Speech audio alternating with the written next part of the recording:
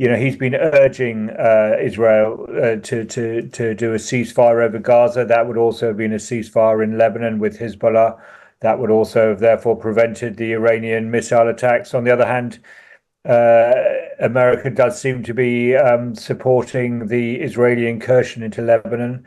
I don't think the United States is mourning the killing of Hassan Nasrallah, the leader of Hezbollah, which this missile attack was a riposte to.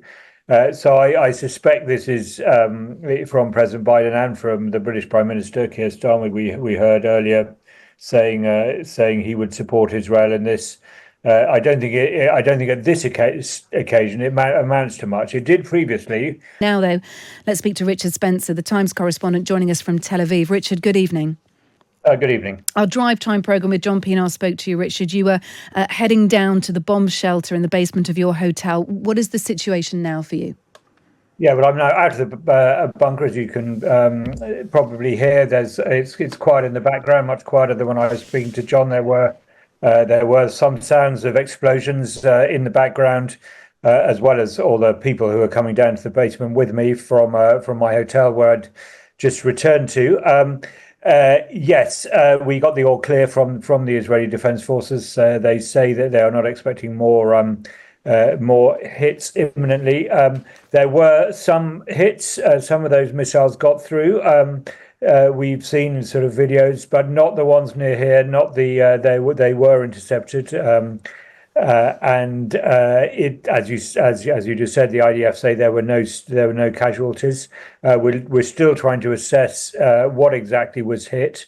The Iron Dome defense system, which everyone mostly knows of now, and its efficiency at taking out missiles, if it calculates that a missile is going to hit open ground and not cause damage, then it saves its own interceptors, if you like, by not shooting them down. That can give rise to some fairly spectacular explosions as the missiles hit. But according to the system, no casualties. That appears to have been what happened this time. Okay, so no casualties. So despite that barrage of 180, 200 missiles from Iran into Israel, as far as we understand so far, no casualties, which is a saving grace, really. Meanwhile, Joe Biden, the US are getting involved, ordering US military to shoot down any rockets still heading towards Israel. What does that operationally look like, Richard? I mean, it looks like closing the door after the horse has bolted, I have to say. What President Biden's strategy is now towards this conflict in the closing weeks of his presidency. We've got just over a month to go to the election. I don't know if it's really clear anymore. He's been urging Israel to do a ceasefire over Gaza. That would also have been a ceasefire in Lebanon with Hezbollah. That would also have therefore prevented the Iranian missile attacks. On the other hand, America does seem to be supporting the Israeli incursion into Lebanon. I don't think the United States is mourning the killing of Hassan Nasrallah, the leader of Hezbollah, which this missile attack was a riposte to. So I suspect this is from President Biden and from the British Prime Minister Keir Starmer. We heard earlier saying he would support Israel in this. I don't think at this occasion it amounts to much. It did previously in April when Iran attacked Israel before.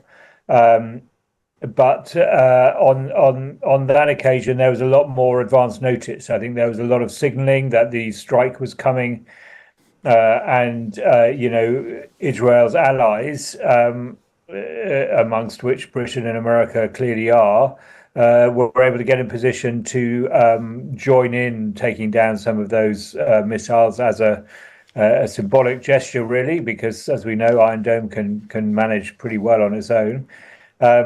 As a result of that, we made our position clear.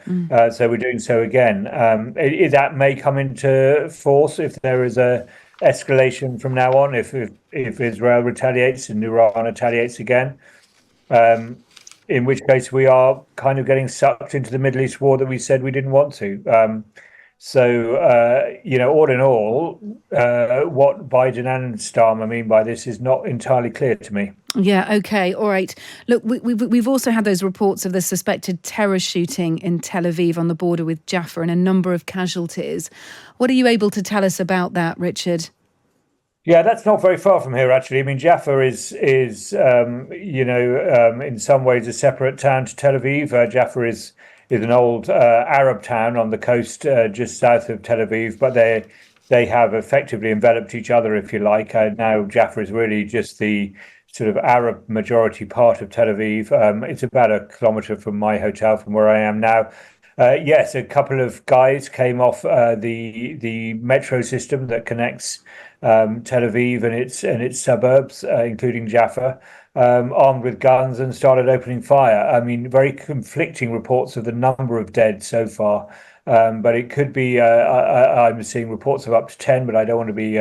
Well, I don't want to be quoted on that because I haven't had it confirmed yet. Yeah. But certainly a number of people killed by those gunmen. We think there are more gunmen involved, but there are two who've been captured on video, which are